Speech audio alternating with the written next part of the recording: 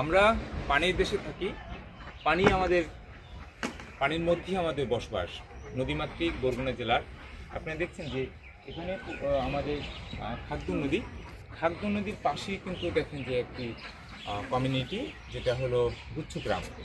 সেইখানে মানুষ নদী থেকে পানি, জোয়ার ভাটার পানি রেখে দেয় এখানে, কারণ তাদের একমাত্র ভরসা হলো এই নদীর পানি।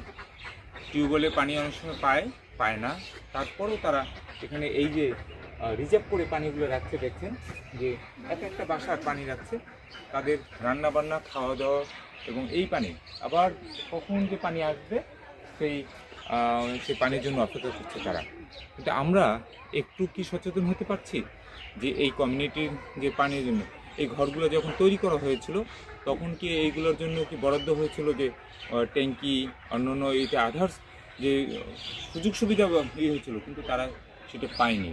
আজকে কিন্তু দেখেন যে আমরা সরকার থেকে অনেক সময় বরাদ্দ থাকে, সেই বরাদ্দ পরে সেই জিনিসগুলো হয় না। আমরা সচেতন করতে চাই যে এরকম আমাদের যে পানি সমস্যা, এটাই আমরা দূর করতে চাই।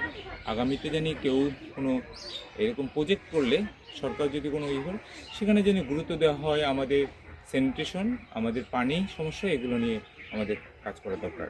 ধন্যবাদ সকলকে।